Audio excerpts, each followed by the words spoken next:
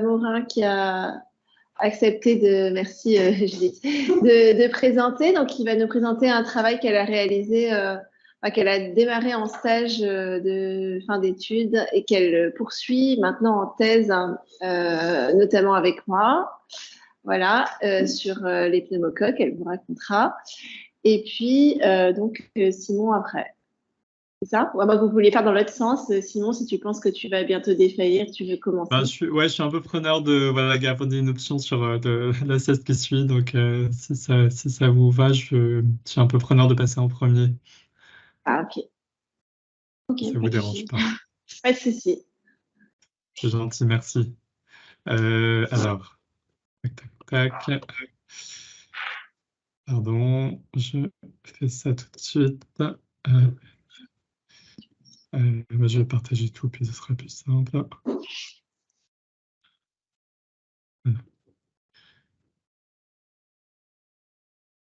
Vous voyez bien? Oui, très bien.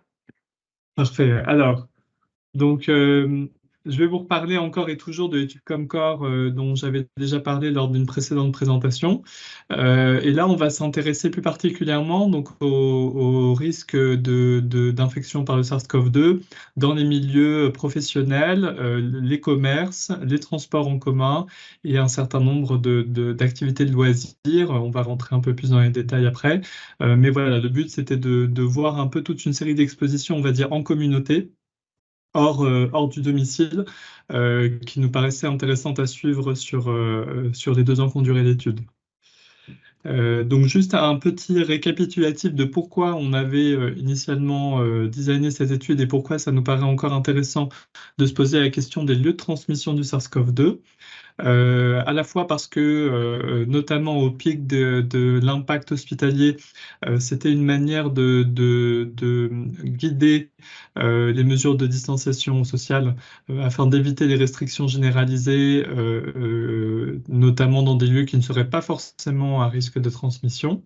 Et puis, enfin, même aujourd'hui, il y a un intérêt à cibler des lieux de transmission pour les investissements d'amélioration de la qualité de l'air, avec toute une série de besoins de rénovation, notamment des écoles, mais on peut penser à plein d'autres endroits, pour améliorer les systèmes de ventilation, et probablement que ça peut jouer un rôle important. Et puis, en cas de circulation virale, il peut être intéressant pour les personnes à risque de guider un peu leur technique de protection individuelle pour limiter leur risque d'infection et d'infection grave. Alors pour faire ça, il y a plusieurs méthodes qui ont été employées. Il y a au début, notamment d'épidémie, il y a eu pas mal de descriptions d'épidémies localisées. Donc il y en a eu plein dans les bars, les lieux de transport, etc. Ça marche plutôt bien dans les endroits où les contacts sont facilement identifiables et dans les lieux propices à provoquer des épidémies de taille quand même suffisamment critique pour être identifiées. Et puis, il y a aussi des études de contact tracing. Donc, on peut dire de contact tracing, mais globalement, c'est l'idée de regarder dans quel type d'endroit ont eu lieu les contacts et dans quel type d'endroit les contacts ont eu plus de risques de déboucher sur une transmission. Mais ça peut être compliqué dès qu'on a pas mal de transmissions communautaires avec pas mal des expositions multiples potentiellement. Et puis, une dernière approche, qui est celle qu'on a employée dans l'étude Comcore, qui est de regarder les lieux associés au risque d'infection. Donc, il y a les études cas témoins comme la nôtre, mais il y a aussi plusieurs études qui ont utilisé des designs de séroprévalence, où ils regardaient les facteurs associés au risque de séropositivité pour le SARS-CoV-2. Donc, nous, cette étude cas témoins qu'on a lancée en octobre 2020 et qui s'est terminée à toute fin septembre 2022. Et je vous en ai déjà parlé, mais brièvement, donc on a utilisé la base de données de la CNAM, qui était gérée par la CNAM, qui était SIDEP, qui reprenait tous les tests positifs, donc PCR ou tests antigéniques en France. Et une fois par semaine, la CNAM envoyait un email d'invitation aux personnes qui avaient été testées positives dans la semaine précédente. On a eu un taux de réponse d'environ 6%. Et après recrutement des cas, on demandait à Ipsos de recruter des témoins parmi leur panel qui étaient appariés sur l'âge, le sexe, la région, la taille de la population de la zone de résidence et puis la semaine d'inclusion. Et tout le monde répondait à un unique questionnaire en ligne qui durait 20 à 30 minutes, où on demandait principalement aux gens ce qu'ils avaient fait dans les 10 jours qui précédaient. Alors pour les cas, c'était les 10 jours qui précédaient les symptômes ou le test, ils n'avaient pas de symptômes. Et puis donc on leur demandait s'ils avaient été sur un lieu de travail, dans des commerces, dans des transports, des activités de loisirs, etc. Ainsi que des données sociodémographiques et des données de santé comme les comorbidités ou le statut vaccinal. Et donc à la fin de l'étude, on a eu à peu près donc 700 000 cas inclus et à peu près 57 000 témoins. Vous voyez qu'on a eu un recrutement très dynamique au niveau des cas, avec notamment beaucoup de recrutements pendant la période Omicron, avec les taux d'incidence très élevés qu'on a connus. Et pour les témoins, c'était un petit peu plus au fil de l'eau parce qu'on avait un nombre de témoins réguliers que Ipsos recrutait pour nous. Alors, vu que la période de l'étude durait 2 ans, nous, on s'est intéressé à l'évolution du risque associé à ces différents lieux tout au long de la période de l'étude. Et pour essayer de la rendre un petit peu plus digeste, on l'a divisé en 9 périodes en fonction des vagues d'incidence, des variants et des principales restrictions. Alors vous voyez, je vais essayer d'aller assez vite, mais je pense que c'est à peu près utile quand même de voir les différentes périodes pour comprendre les résultats après. Donc au début, on avait une première période à la fin 2020 qui est le deuxième confinement. Après, il a été levé à la fin 2020 jusqu'en avril à peu près. Et là, il y a eu une période de couvre-feu uniquement et ça correspondait avec l'émergence du variant alpha. Ensuite, il y a eu un troisième confinement, vous vous souvenez, au printemps 2021. Puis une sortie de confinement en voilà, 4e période qui va être associée à pas mal de risques, on en reparlera. Et puis à partir de l'été 2021, se met en place le pass sanitaire. Toujours on est dans le variant Delta cette fois. Et je ne sais pas si vous voyez ma souris, mais après, on a une nouvelle vague du variant Delta. Puis arrive le variant Omicron, ensuite le variant BA.2, et puis le variant BA.5. Et puis en fait, au changement des périodes, il y a à la fois les variants, les sous-variants d'Omicron qui changent, mais aussi à la fin de cette période-ci, on a levé l'obligation du port du masque dans la plupart des lieux clos, et ici l'obligation du port du masque dans les transports en commun. Donc on était intéressé de voir si ça pouvait influer les risques par la suite. Et on a fait une analyse statistique assez classique avec un appariement de 4 cas pour un témoin sur des critères d'appariement qui étaient les mêmes que pour le recrutement, mais on a apparié un peu plus précisément sur la semaine parce que les témoins par Ipsos étaient recrutés dans la semaine qui suivait le recrutement des cas.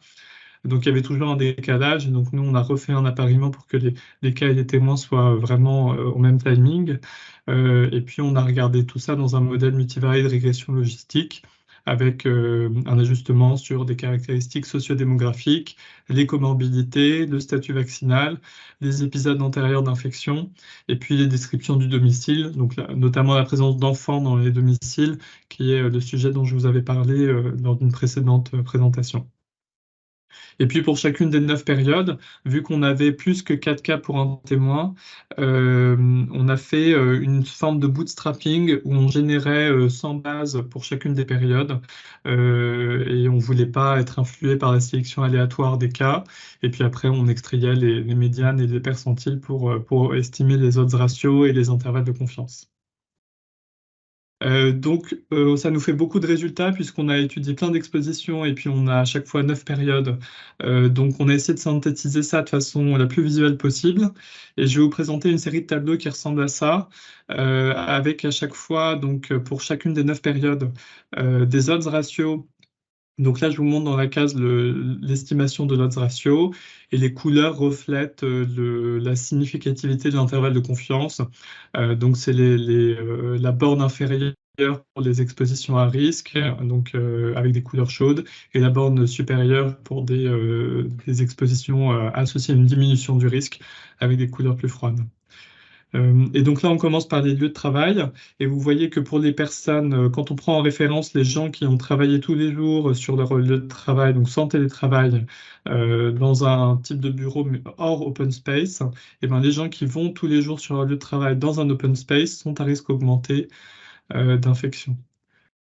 Pour le télétravail, on a regardé les gens qui avaient du télétravail uniquement partiel sur la période d'exposition et on voit une diminution du risque pour les gens qui n'ont pas été tous les jours sur un lieu de travail. Et cette diminution du risque a tendance à s'effacer quand les gens qui n'y ont été que quelques jours vont dans un type de lieu de travail type open space. Donc il y a probablement une perte du bénéfice du télétravail partiel qui est lié à la majoration du risque liée à l'open space. Et puis pour le télétravail complet, on a une variation du risque. Alors ça, c'est un petit peu plus surprenant. Donc les gens qui n'ont jamais été sur leur lieu de travail pendant la période, avec notamment une majoration du risque à l'été 2021, on est probablement dans le cadre d'une confusion résiduelle, et j'en reparlerai un peu plus tard. Et puis pour les gens qui n'ont pas travaillé, qui ont travaillé hors bureau, on plutôt une augmentation du risque en deuxième partie d'études. Et les gens qui n'ont pas travaillé ou qui étaient en congé sont plutôt à risque augmenté. On a introduit les cases vides, c'est qu'on a changé les questionnaires aussi en cours de route pour essayer de les rendre un peu plus riches. Et donc vous voyez que je pense qu'on capturait un certain nombre de personnes qui disaient n'avoir pas travaillé mais qui étaient juste en vacances et qui ont probablement été exposées à d'autres choses du fait de leurs vacances et voilà, qui étaient à risque augmenté d'infection. Et on le récupère là quand on a introduit la modalité en congé durant la période. Et à droite, vous voyez à chaque fois la proportion chez les témoins pour avoir une idée de la fréquence de l'exposition. Donc maintenant les commerces. Vous voyez ici qu'au tout début, on n'avait pas demandé exactement le type de commerce. Donc on n'avait pas de risque augmenté pour les 2 premières périodes. Et puis quand on regarde par type de commerce, on ne trouve pas d'augmentation du risque globalement, que ce soit pour les centres commerciaux, les marchés, les supermarchés ou les autres commerces. Par contre, on a un risque augmenté assez stable pour les commerces de proximité. Donc voilà, après on peut se poser plein de questions sur la nature de l'interaction dans un commerce de proximité par rapport à un supermarché, mais il y a probablement des interactions peut-être un peu plus proches.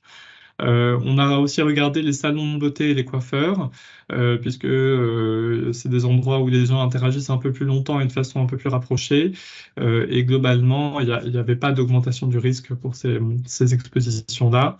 Et pour les gens qui font des commandes à emporter, là par contre, ils étaient un petit peu à risque augmenté. Les effets sont faibles, mais c'était relativement stable durant la période de l'étude.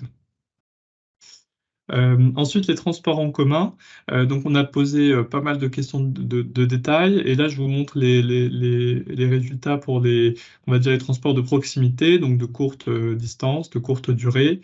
Et vous voyez que le risque globalement est augmenté de façon intermittente pour le métro, notamment plutôt à la fin de l'étude, avec des effets assez modestes, une augmentation de 10-15% du risque, enfin, notre ratio entre 1,10 et 1,15 à peu près. Par contre, on n'a pas d'augmentation du risque pour d'autres transports de proximité qui sont probablement un peu moins denses, le tramway, le bus de proximité ou le train de courte distance. Par contre, quand on regarde les transports de longue distance, donc notamment les avions, on voit une augmentation du risque assez constante durant l'étude, avec des effets parfois assez forts. C'est variable pour les bateaux, mais là on touche à des expéditions très rares. Et il y a globalement une augmentation du risque pour les bus, plutôt en fin d'étude. Et puis le champion, c'est les trains longue distance, donc les TER, les TGV, etc. Là, on a une augmentation du risque qui est assez constante durant toute l'étude, et parfois avec des effets très forts. Vous voyez, on arrive jusqu'à 1,80, 1,88 d'odds ratio à certaines périodes. Et puis tout ce qui concerne la voiture, donc on avait au début posé la question simplement, est-ce que vous avez fait du covoiturage? Et on avait trouvé une augmentation du risque modéré, variable.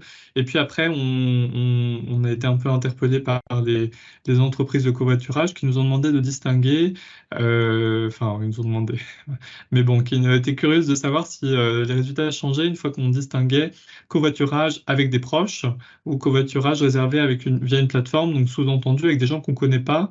Et effectivement, le covoiturage avec les proches est à peu près constamment à risque. Par contre, via Blablacar ou autre, n'y a pas d'augmentation du risque et on peut penser que quand on interagit avec des gens qu'on ne connaît pas, on est peut-être plus à même de respecter un peu de distanciation physique et de port du masque, etc. Et puis les taxis, hein, ça a été à risque augmenté pendant toute la période de l'étude quand on a posé la question, notamment à l'été là, 2021, mais c'est un peu moins le cas à l'été 2022.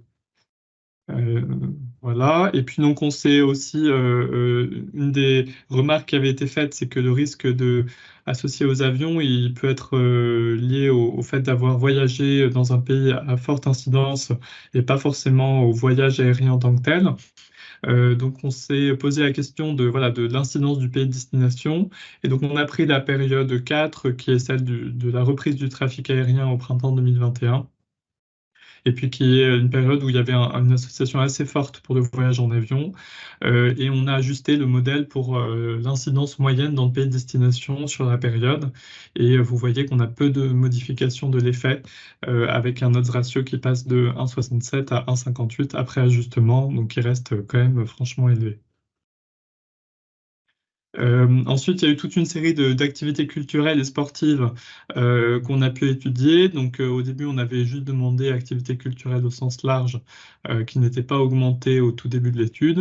Et puis après, au déconfinement au printemps 2021, on a pu rentrer dans davantage de détails.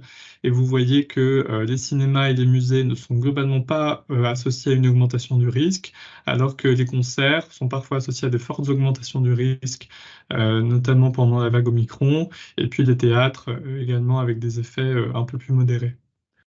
Pour les pratiques du sport, on a vu quelques petites augmentations du risque, mais plutôt intermittentes pour le sport en intérieur, au sens large. Et puis, quand on rentrait dans plus de détails, on ne trouvait pas de risque spécifique pour la piscine, les arts martiaux, le gymnase, le sport en extérieur.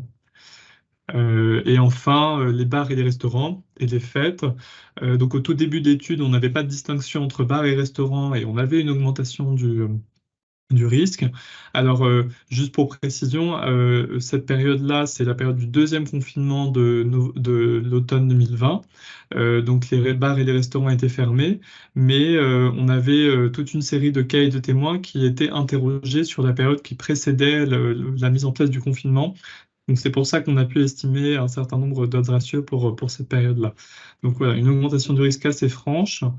Par contre, quand on a pu distinguer les deux et que les bars et les restaurants ont rouvert au printemps 2021, on a constaté une augmentation du risque uniquement pour les bars et pas pour les restaurants.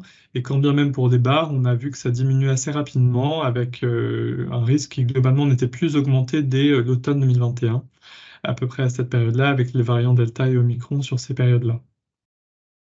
Pour les fêtes, donc là, c'est des périodes où les discothèques étaient fermées, donc c'était des fêtes plutôt dans un cadre privé, et vous voyez qu'on a globalement plutôt une augmentation du risque, hein, parfois avec des effets assez forts, notamment au printemps 2021. Et puis, quand les discothèques ont rouvert, donc là, c'était encore un peu fermé, donc c'était plutôt à l'été. Et là, on a distingué discothèques et fêtes privées, et on voit une augmentation du risque assez forte pour les discothèques, qui a tendance un peu à diminuer, mais qui reste augmentée jusqu'à la fin de l'étude, alors que les fêtes privées n'étaient pas associées à une augmentation du risque.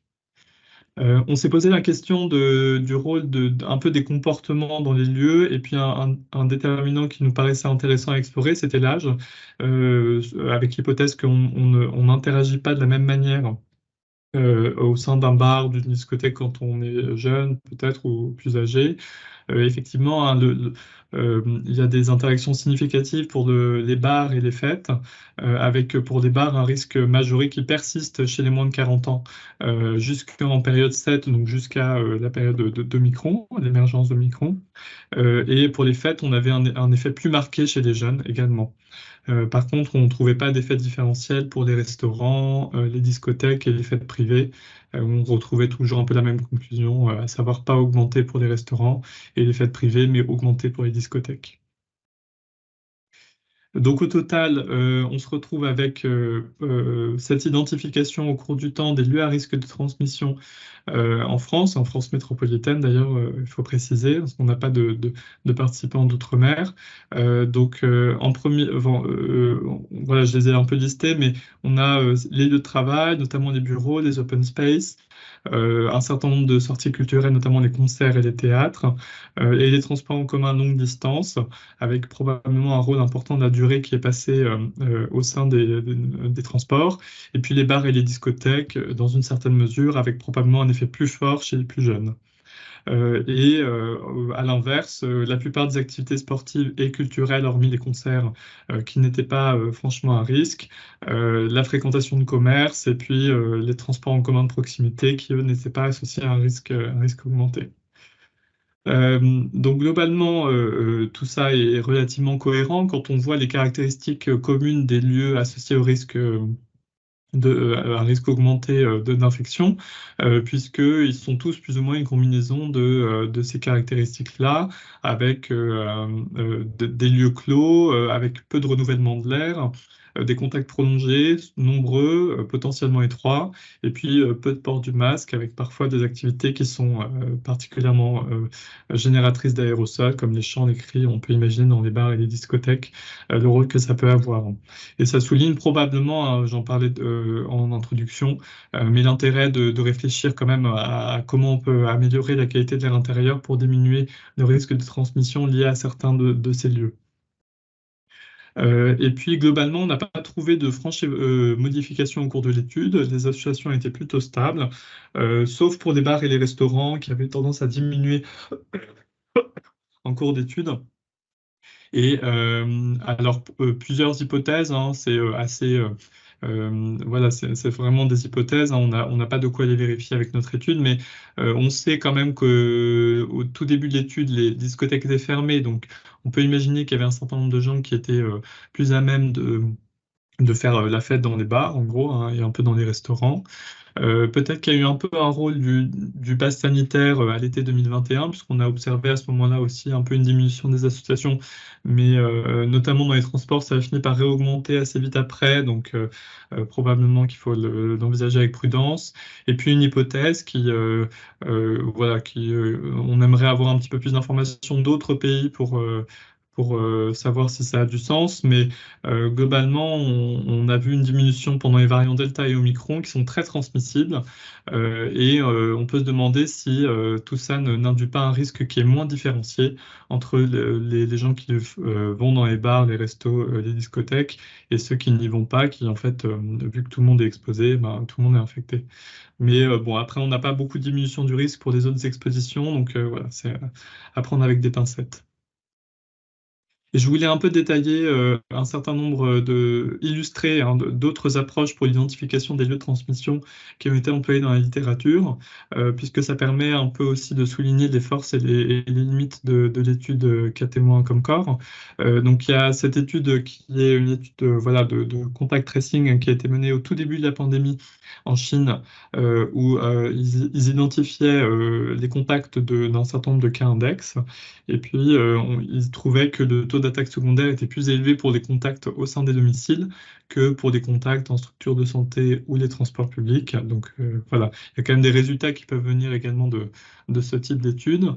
Il y a beaucoup d'études transversales de séroprévalence.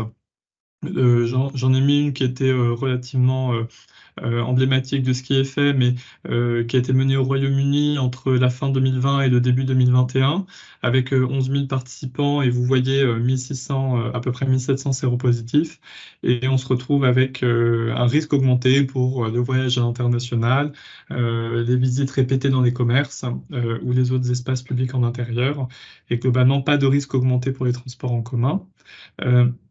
Et enfin, une étude de cohorte qui reprend un peu les mêmes idées que l'étude précédente, hein, mais une étude également au Royaume-Uni, plutôt à la levée des restrictions à l'automne 2021 là-bas, avec 11 400 participants qui sont suivis par des questionnaires réguliers, mensuels.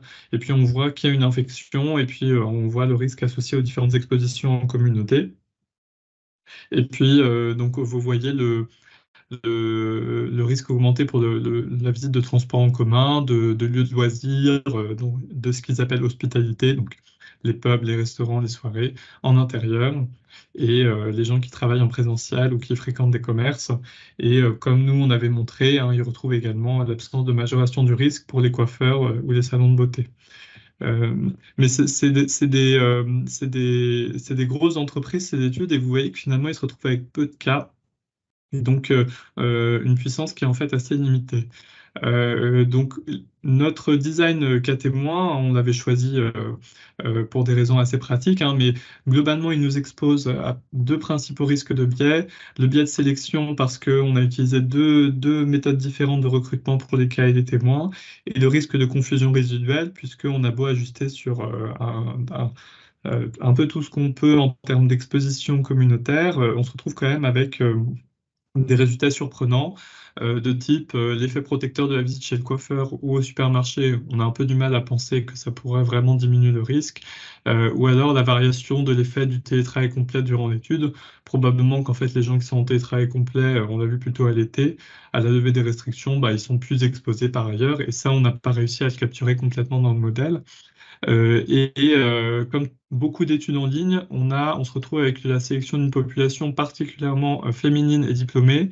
On a à peu près entre 65 et 70% de femmes de mémoire, hein, et on a peu de sujets âgés. Donc ça, c'est un peu les limites de la généralisabilité à la population qui nous intéresse. Mais on a pu quand même, avec ce design en ligne, en format auto-questionnaire, atteindre assez rapidement une puissance élevée qui nous a permis d'étudier les expositions rares ou avec des effets faibles, hein. Par exemple, le métro, on avait un odds ratio à 1,10, 1,15, et on arrive quand même à mettre en évidence ce type d'effet. Malgré tout, malgré cette puissance élevée, hein, on a essayé, hein, mais on n'a pas réussi à mettre en évidence, à s'intéresser aux comportements un peu plus fins au sein de ces lieux. Notamment, on s'était posé la question au sein des discothèques s'il y avait le rôle de la densité, le nombre de personnes avec qui on y va, la prise de substances psychoactives, etc. Et tout ça, on tombe en fait dans des sous-catégories avec une puissance qui est très vite insuffisante. Notre design avait surtout été choisi, hein, entre autres, hein, parce que ça nous a permis d'obtenir des résultats assez rapidement avec un questionnaire vous l'avez vu, qu'on a pu modifier régulièrement en cours d'études au gré des besoins.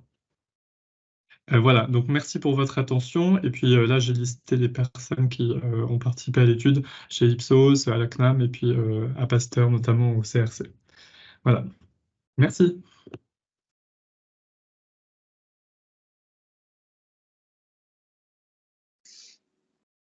Merci.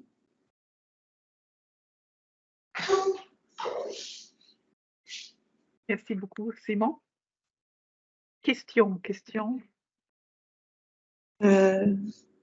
Moi, je peux poser une petite question, peut-être. J'ai pas la main, enfin, je peux lever comme ça. Ouais. C'est juste par rapport au transport. Tu as dit dans ta discussion, effectivement, que l'effet des transports longue durée, il y avait probablement un effet de la durée passée voilà, sur le risque. Est-ce que vous aviez une question sur la durée du transport qui avait été prise, qui permettrait de comparer, parce que tu trouves que l'avion est à sur-risque par rapport au train? Est-ce que c'est parce que les gens, le train longue durée, ça correspond à des trajets beaucoup plus longs que l'avion longue durée, ou est-ce que c'est vraiment que à durée égale passée dans le moyen de transport, l'avion, enfin, en gros par heure passée dans l'avion, il y a plus de risques que par heure passée dans le train? Alors, on compare pas, on fait à chaque fois, c'est des variables binaires, ce que j'ai montré, donc c'est avion, oui, non. Oui, Donc, mais vous avez des moyens de... Ouais. alors, on a des effets un peu plus forts pour le train longue distance que pour l'avion, mais voilà, c'est un peu des comparaisons indirectes, mais voilà, c'est déjà ça. Et effectivement, on a un peu exploré, mais ça fait un moment que je me suis plongé dans ces données. Pour les avions, en fait, on tombe très vite dans des tout petits effectifs, donc on n'arrive pas à mettre en évidence. On a fini par demander je crois, à partir de fin 2021, début 2022, la durée des transports. Donc, on a quelques mois à la fin où on a cette donnée. Et pour les avions, on tombe trop vite dans des petits effectifs, donc on n'a rien de concluant. Pour les trains, par contre, de mémoire, on trouve quand même que la durée joue. Je crois que si on regarde moins de 2 heures, plus de 2 heures, ou 3 heures, je ne sais plus comment j'avais découpé ça, mais on trouve quand même un risque qui augmente avec la durée. Et juste, j'en ai pas parlé, mais les gens nous avaient fait pas mal la remarque, enfin des transporteurs, quand on avait publié des résultats là-dessus à un moment, c'est que on n'a pas trop de données sur, voilà, on sait que les gens qui vont dans un train ou qui vont dans un avion à un moment sont à risque augmenté. Est-ce que la transmission a vraiment lieu à bord du moyen de transport ou dans les aéroports, les gares? Donc on a essayé de demander, hein, est-ce que vous avez mangé dans l'avion? Est-ce que vous avez mangé dans la gare? Enfin bref, et on tombe un peu trop dans des détails et on s'y perd vite. Donc on est resté sur des choses assez simples. Donc, mais oui, c'est un peu ce que je disais, c'est que malgré notre puissance élevée, on n'arrive encore pas tout à fait à avoir encore plus de détails sur voilà, les différentes catégories d'exposition qui sont à risque. Ouais. Merci. Ouais, c'est pour pas décourager les gens de prendre le train, quoi. Non, bah, c'est ça. Non, mais ok. Ben c'est à risque quand même un peu. Il faut faire un peu gaffe. Ouais. Et c'était une époque où tout le monde portait le masque normalement. Mais c'est aussi probablement le reflet d'un port du masque un peu moindre dans les trains longue distance, que voilà, c'est plus facile à porter dans un RER ou dans un train de banlieue qu'un TGV pendant 3 heures, quoi. Oh, oui, non, ça c'est clair. Judith? Oui, merci. Donc, oui, ça rejoint un peu une question que j'avais par rapport au fait à quel point est-ce que ça exprime surtout l'adhésion au masque. Donc, c'est clair que dans les discothèques, je crois, alors je ne fréquente pas plus trop les discothèques malheureusement, mais j'ai jamais vu une discothèque avec des gens avec masque. Voilà, dans les trains, etc.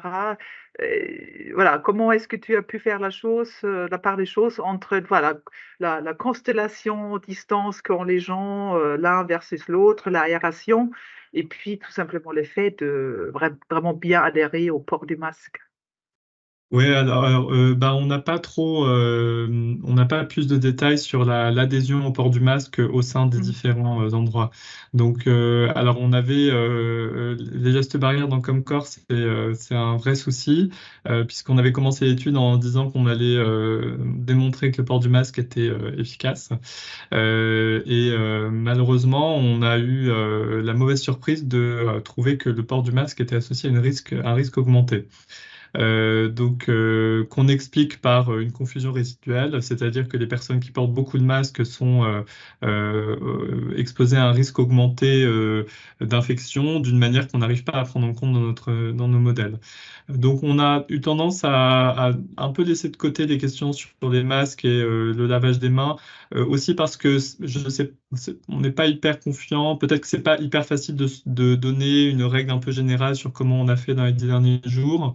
Donc on est resté un peu prudent. Après, voilà, tout ce qu'on peut dire, c'est que les endroits qui semblent à risque sont ceux où probablement quand même on porte pas très bien de masque pendant toute la durée où on y est. Notamment, on imagine qu'au bureau, dans un open space, au moment de la journée, il y a pas mal de moments où ça saute un peu. Et pareil dans les avions ou les transports longue distance, et puis les bars, enfin voilà.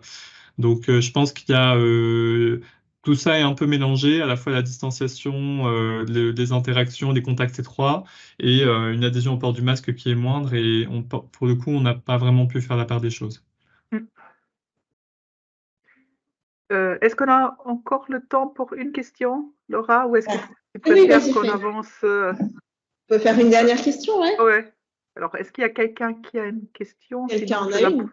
Sinon, je la pose. Ah non, il y a à côté de toi.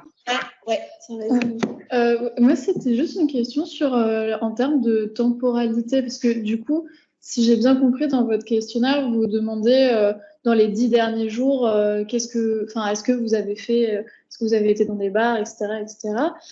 Mais vous savez pas, par exemple, est-ce que vous avez pu collecter une information sur date de début des symptômes ou ça c'était des... Ouais. Et est-ce que vous l'avez pris en compte dans votre modèle, etc. En fait, on a fait les 10 derniers jours pour les témoins. Enfin, on a fait les 10 jours avant le questionnaire.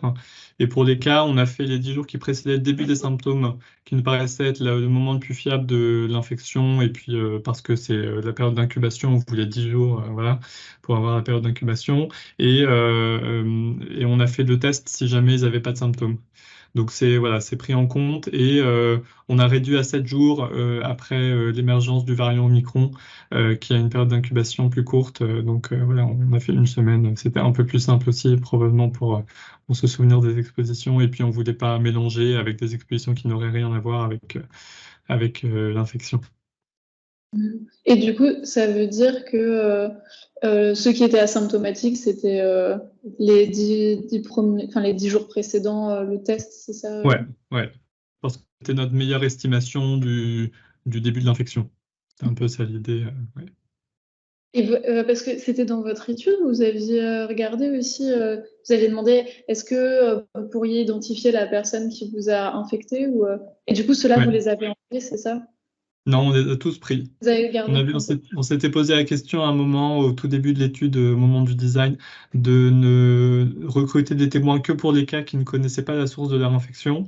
Et en fait, on a préféré ne pas le faire parce que on avait trop peur de donner trop de crédit à l'analyse d'une situation et enfin que ce soit un peu critiquable méthodologiquement.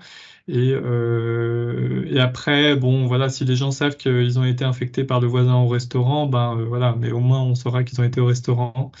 Voilà, enfin, on s'était pas mal posé la question et on avait finalement décidé de ne pas le faire. Mais on a décrit par ailleurs des cas, des sources d'infection décrites par les cas dans un article qui va, j'espère, bientôt être accepté, mais bref, qui est en cours de review. Voilà. Ok, merci. Ben, merci beaucoup. Et ben, merci encore, Simon. Peut-être qu'on peut Merci à passer à vous. Aurélie. Et merci de m'avoir laissé la priorité. Pas de souci. Bonne récupération, Simon.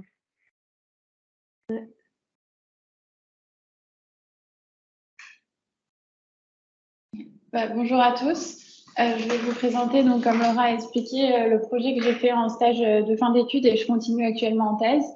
Donc, c'est la modélisation de la dynamique de transmission pneumocoque dans la population française afin d'optimiser les prescriptions d'amoxicilline dans un contexte de pénurie d'antibiotiques.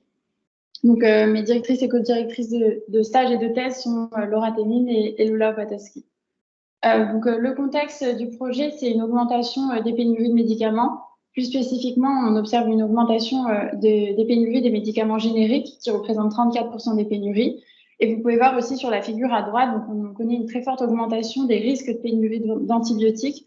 Entre 2017 et 2020, il y a une augmentation de 190%. Parmi les antibiotiques à risque de pénurie, 52% sont à risque de rupture sont des bêta-lactamines.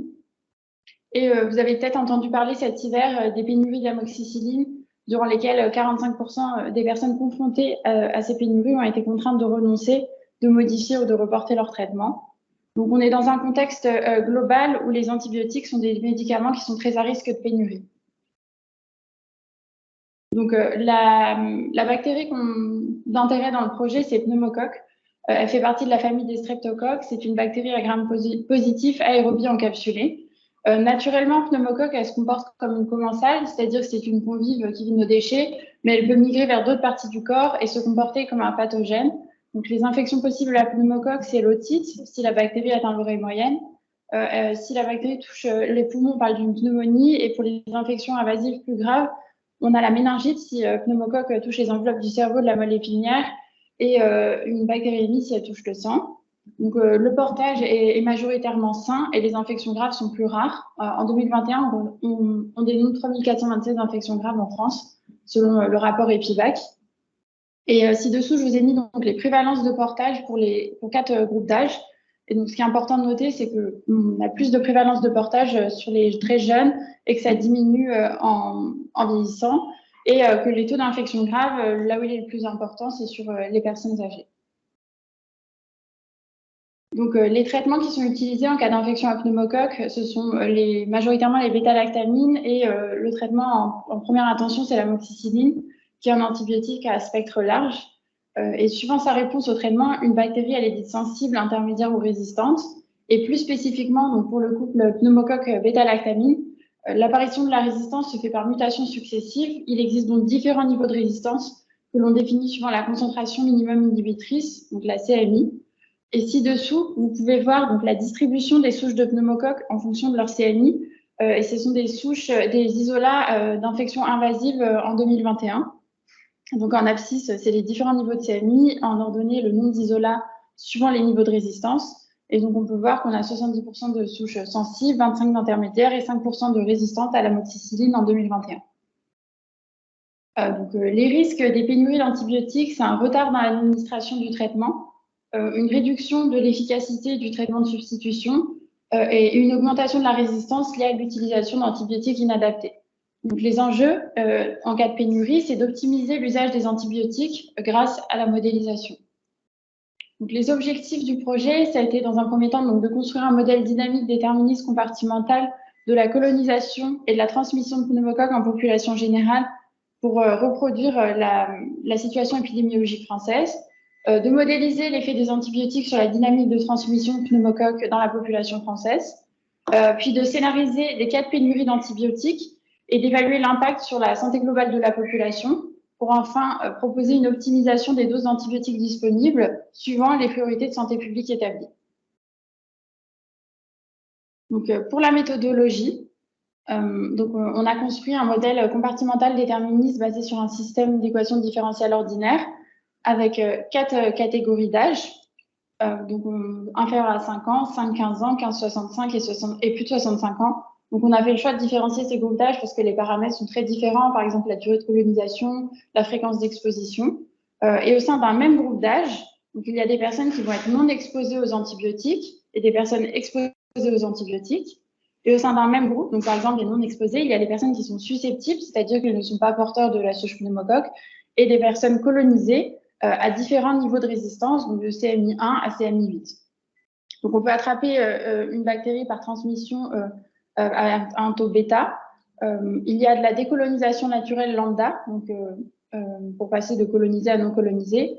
Et dans le modèle, on autorise aussi la compétition entre les souches, c'est-à-dire que si on est porteur d'une souche, on peut en acquérir une autre par remplacement à un autre niveau de résistance. Et donc, on peut passer du compartiment non exposé à exposé à un taux, à une fréquence d'exposition phi, donc la fréquence d'exposition aux antibiotiques.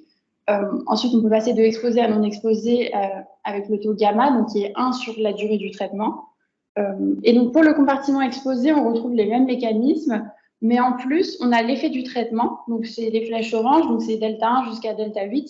Donc, c'est l'effet du traitement sur les différents niveaux de résistance. Et aussi, la différence, c'est que quand on est exposé aux antibiotiques, on ne peut pas acquérir de souches sensibles et la compétition entre les souches n'a lieu que des souches sensibles à les souches résistantes. Pour les paramètres du modèle, donc il y a les paramètres qui dépendent des différents groupes d'âge, donc la proportion de la population qui est tirée de l'INSEE, la fréquence d'exposition aux antibiotiques, donc elles qui sont des données de GEOD de 2021. Pour la durée du traitement, on a pris 7 jours pour tous, qui est la durée moyenne en cas d'infection selon la HAS. La durée de colonisation, donc cette fois-ci, on voit qu'elle dépend vraiment beaucoup du groupe d'âge, avec une durée de colonisation qui est beaucoup plus importante pour les plus jeunes et qui diminue en vieillissant. La matrice de contact, donc entre chaque groupe d'âge, on a pris la matrice Véro. Et donc ensuite, on a voulu calibrer le modèle. On l'a calibré sur les prévalences de portage. Et donc, on a calibré la transmissibilité de la bactérie pour les 4 groupes d'âge. Donc, on observe une transmissibilité plus importante pour les jeunes. Ensuite, il y a les paramètres donc, associés aux différents niveaux de résistance, donc aux différents niveaux de CMI. Et donc, on a l'effet de la probabilité de décolonisation, donc c'est l'effet de l'antibiotique sur les différentes souches suivant les niveaux de résistance. Donc, on peut voir qu'on a une chance sur 3 de décoloniser pour des souches sensibles, et plus les souches augmentent, moins on a de probabilité de décolonisation. Et pour une souche de CMI 8, on n'a aucune probabilité de décoloniser grâce à l'antibiotique, ce sera forcément de la décolonisation naturelle.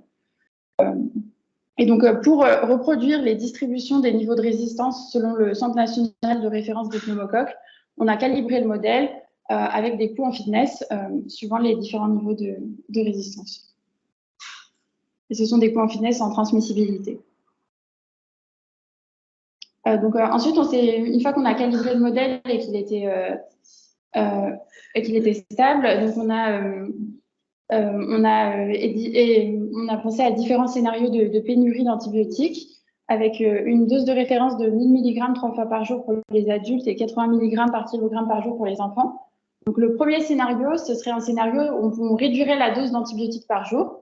Donc c'est-à-dire qu'au lieu d'administrer 1000 mg 3 fois par jour, si on imagine une réduction, une pénurie de 25% de la quantité d'antibiotiques disponibles, on donnerait 750 mg 3 fois par jour, par exemple, pour les adultes.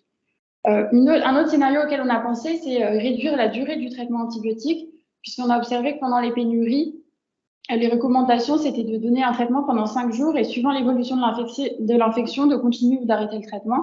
Donc, c'est des choses qui ont été envisagées. Donc, on s'est demandé ce que ça pouvait faire et c'est pour ça qu'on a envisagé, donc, dans le scénario 2, de réduire la durée du traitement antibiotique. Et par exemple, donc, toujours pour une réduction de 25% de la quantité d'antibiotiques disponibles, ça reviendrait à une durée de traitement de 5,25 jours en moyenne. Et enfin, le dernier scénario qu'on a envisagé, c'est la réduction de la fréquence d'exposition aux antibiotiques, puisqu'on pourrait envisager que pendant les pénuries, les médecins donnent un petit peu moins d'antibiotiques sur des pathologies, ils ne sont pas sûrs que ce soit lié à des bactéries. Et donc, on pourrait observer en global une réduction de la fréquence d'exposition aux antibiotiques. Et de même, pour une réduction de 25%, du coup, il n'y aurait plus que 75% de la fréquence initiale d'exposition aux antibiotiques. Donc maintenant, on va observer l'impact de ces différents scénarios dans un premier temps sur l'incidence des infections graves, méningite et bactériémie isolée, suivant les différents schémas de réduction choisis et à 1 an, donc en imaginant qu'il y ait 1 an suivant le scénario choisi. Donc en axis, vous pouvez voir les différents scénarios, donc le scénario 1 de réduction de la dose, le scénario 2 de réduction de la durée et le scénario 3 de réduction de la fréquence d'exposition.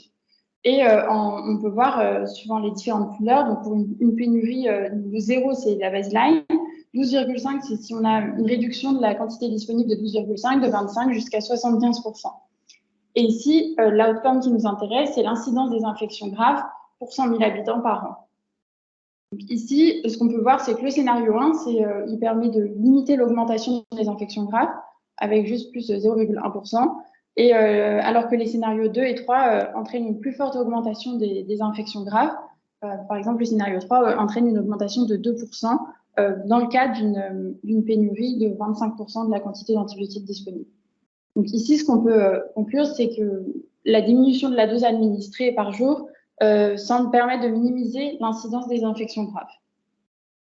Ensuite, on s'est intéressé à une différente outcome qui est la proportion des souches de sensibilité diminuées à l'amoxicilline. Donc toujours on étudie à 1 an. Donc en ordonnée, donc on a la proportion des souches de sensibilité diminuée. On a toujours les 3 scénarios et les flèches en rouge représentent pour une réduction de 25% de la quantité d'antibiotiques disponibles. Donc on peut voir que le scénario 1 lui va entraîner une augmentation de la proportion des souches de sensibilité diminuée et les 2 autres scénarios vont entraîner une diminution avec le scénario 3 qui entraîne la plus forte diminution de 1,15%. Donc ici, ce qu'on peut dire, c'est que la diminution de la fréquence d'exposition aux antibiotiques permet de réduire la proportion des souches de sensibilité diminuée. Ensuite, on s'est demandé, on a voulu intégrer ces deux outcomes qui sont l'incidence des infections graves et la proportion des souches de sensibilité diminuée dans le même outcome, qui est l'incidence des infections graves liées à des souches de sensibilité diminuées à l'amoxicilline. Donc c'est ce qu'on observe en ordonnée. Et donc en rouge, on observe toujours l'évolution si on a une pénurie de 25%. Et en noir, ici, on observe si on a une pénurie de 50% de la quantité d'antibiotiques disponibles. Donc on voit que le scénario 1 entraîne une plus forte augmentation de l'incidence des infections graves liées à des souches de sensibilité diminuée. Et dans ce cas-là, c'est le scénario 2 qui permettrait de limiter cette augmentation avec plus 1% pour une pénurie de 50% et plus 0,6 pour une pénurie de 25%. Donc ici, ce qu'on peut conclure, c'est que la diminution de la durée du traitement permet de minimiser l'incidence des infections graves non sensibles. Ensuite, on s'est demandé si on faisait varier les paramètres, est-ce que, selon leur intervalle d'incertitude, est-ce qu'on obtiendrait toujours le même scénario qui serait préférable par rapport aux autres sur les différents outcomes comme l'incidence et la proportion des souches non sensibles. Donc, on a fait varier la durée de colonisation pour chaque groupe d'âge, donc lambda 1, lambda 4, dans leur intervalle d'incertitude. Et la matrice de contact, on a fait aussi varier selon un intervalle d'incertitude, donc selon les différents types de contacts. Et donc, ce qu'on peut observer, c'est pas très. Donc, ce qu'on peut observer, donc ici, c'est les différentes valeurs analysées. Donc, à gauche, c'est les infections sévères. Et donc, on a voulu voir si le scénario 1, qui semblait être le meilleur, était toujours meilleur si on faisait varier les paramètres dans leur valeur d'incertitude. Et donc, ce qu'on observe donc, en ordonnée, c'est selon différents niveaux de réduction de la quantité d'antibiotiques disponibles, est-ce que le scénario 1 est toujours meilleur que le scénario 2 et que le scénario 3? Donc, en rouge, c'est le 1 par rapport au 2, et en bleu, c'est le 1 par rapport au 3. Et donc, on observe que les valeurs sont toujours supérieures à 0. Donc, ici, peu importe les valeurs des paramètres, l'analyse d'incertitude nous permet de dire que le scénario 1 semble toujours être le meilleur pour limiter l'incidence des infections graves. Pour le scénario 2, pour le graphique du milieu, on s'intéresse ici à la proportion des souches de sensibilité diminuées. Et le scénario qui semblait être le meilleur, c'était le troisième. Et donc, on vient comparer le troisième en rouge par rapport au premier scénario et le 3 par rapport au 2. Et on observe aussi que le scénario 3 semble toujours être meilleur que les autres, peu importe les valeurs des paramètres. Et enfin, pour la troisième analyse qu'on avait fait sur l'incidence des infections graves de sensibilité diminuée, le deuxième semblait le meilleur, mais il était assez proche du troisième. Donc, le deuxième, c'est la réduction de la durée du traitement, et le troisième, c'est la réduction de la fréquence d'exposition. Donc, les deux en bleu sont assez proches, et on voit que pour même certaines valeurs de paramètres, le troisième peut être meilleur que le deuxième. Donc, ces deux-là, c'est difficile de déterminer si l'un est meilleur que l'autre, alors que pour le rouge, donc le 2 par rapport au 1, on voit que le 2 est toujours meilleur que le scénario 1. Donc, ceci, ça nous a permis de nous conforter dans nos résultats précédents. Et donc, pour conclure, donc on voit que le modèle nous a permis d'évaluer des scénarios de répartition de médicaments et d'estimer l'impact sur la population. Ça nous a permis de mieux comprendre les effets des pénuries sur la population. On a pu évaluer des conséquences de 3 différents scénarios de diminution de la consommation d'antibiotiques sur les variations de la résistance aux antibiotiques et l'augmentation des infections graves. Donc, ce qu'on a pu voir surtout, c'est que les recommandations dépendent beaucoup des enjeux de santé publique qui sont fixés. Et peut-être que cet outil pourra être utilisé à l'avenir pour définir la meilleure stratégie à suivre en cas de pénurie. Donc, concernant les limites du modèle, ici, un seul antibiotique a été utilisé, alors que dans un contexte de pénurie, on observe qu'il y a une substitution vers d'autres molécules. Donc, c'est quelque chose qui pourrait être pris en compte. Donc, d'ajouter une autre classe d'antibiotiques dans la modélisation. C'est d'ailleurs, je suis en train de travailler là-dessus pour ajouter une autre classe d'antibiotiques. Et aussi la distribution des niveaux de résistance utilisés pour calibrer le modèle. Elle est tirée d'une étude sur des individus ayant des infections graves.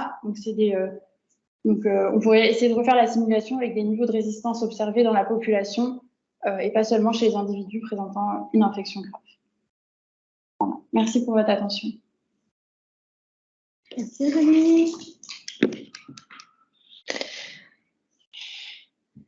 Des questions? Tu peux arrêter le partage. On a des questions ici. Karine, ça tu veux... J'avais une question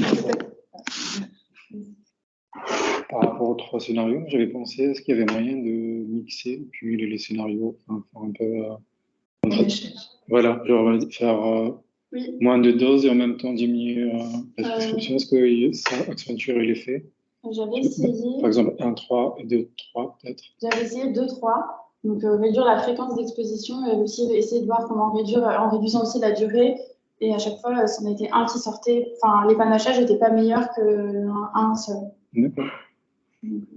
Voilà, mais c'est vrai que j'ai demandé ça aussi. Ok. Il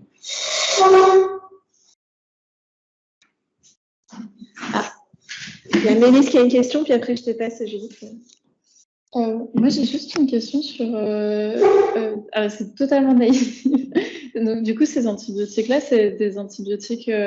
parce que quand tu dis réduire la fréquence ou la dose utilisée, c'est des antibiotiques en intraveineuse ou c'est oral, mais du coup, c'est des plaquettes. Oui. Ça peut être des plaquettes ou ça peut être buvable. Pour les enfants, c'est des formes pédiatriques, c'est des pipettes. Mais du coup, est-ce que c'est des choses qu'on peut réellement mettre en place de réduire la... Ok. Enfin, le conditionnement du médicament, pardon, je suis pas claire. Est-ce que le conditionnement du médicament permet de soit réduire la dose antibiotique, la durée? La durée, c'est assez facile. Fréquence d'exposition, c'est globalement de moins prescrire sur certains types de pathologies. Et réduire la dose, c'est possible à différents niveaux. Il n'y a pas toutes les réductions qui sont possibles. Ça dépend de... Mais celles que j'ai présentées là sont possibles parce qu'elles ont été étudiées justement. Et ça permettrait quand même de mieux répartir les antibiotiques ou pas du tout? Du coup,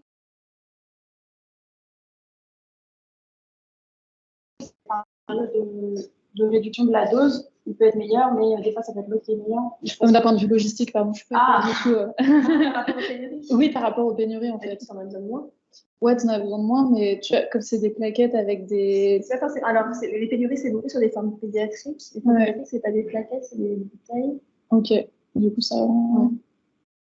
Ouais, c'est totalement oui, non, mais c'est vrai que naïf. Je pose après la question si c'est vraiment faisable ou pas dans les... Enfin, pratiquement. Ok, merci. Moi, j'hésite. Oui, peut-être une question, ou deux questions. C'était sur quel horizon, je n'ai pas fait attention, mais pour quel horizon de temps est-ce que vous avez modélisé tout cela? Parce que, bon, évidemment, c'est très différent si c'est sur 3 mois ou 3 ans.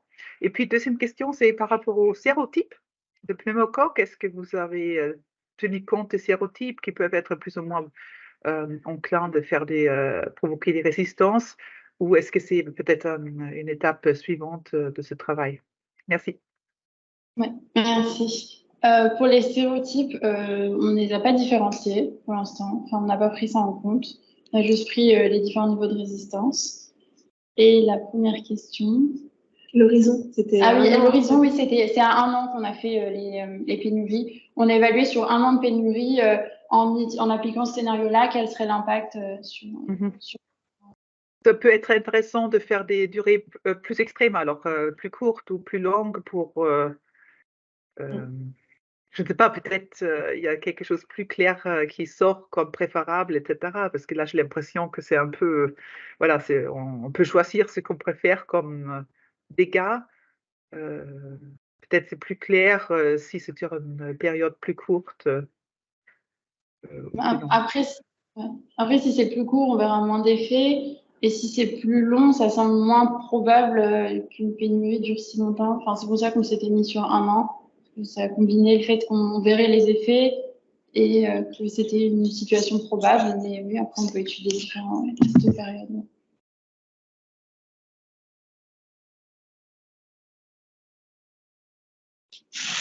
Ouais, en fait, si je peux compléter, les pénuries, la d'amoxicilline, ça fait ce que j'étais en train de dire en aparté à Mélis, et ça fait plus d'1 an, ça fait même 2 ans que ça dure, la pénurie mondiale, mais avec des pics en hiver. Donc, en fait, c'est une pénurie, il y a de la pénurie tout le temps, il y a des pics de pénurie, quoi.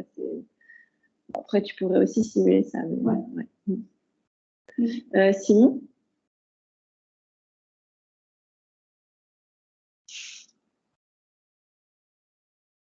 Simon, le micro est coupé, donc je sais pas. Voilà, ça a galéré un peu, excusez-moi.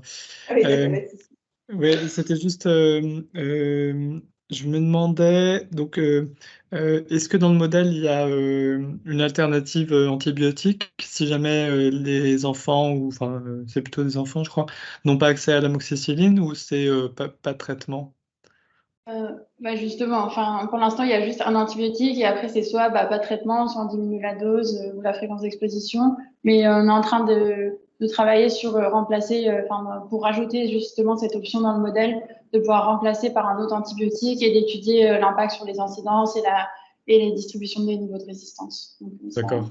parce que je me suis retrouvé dans la situation il y a quelques semaines avec, bref, et donc il y a pas souvent la pristinamycine qui est prescrite surtout pour les infections cutanées, mais je pense que c'est des antibiotiques sur lesquels il y a moins d'informations, et peut-être que ce sera un petit peu plus compliqué d'avoir des paramètres, mais bon, je pense qu'on a beaucoup d'infos sur l'amoxicilline, peut-être un peu moins sur d'autres anti-staph comme ça. Ouais. Ouais, un peu moins, oui, c'est vrai, mais on peut essayer de retrouver des paramètres. J'essaie là de voir un peu ce qu'on a et quel serait l'antibiotique de remplacement aussi, parce qu'on se pose la question. C'est pas très clair quel est l'antibiotique de remplacement et c'est un peu la question qu'on se pose actuellement. D'accord, ok, oui. Ouais. Moi, j'ai toujours en tête pristinamycine, mais qui est vraiment un vieil antibio, hein, mais je pense que ça dépend peut-être de la classe d'âge, et de l'implication, en fait. Oui, c'est ça, oui. On part d'un échantillon de 4. Je ne dirai rien de plus, merci. Merci, Simon. Une autre question?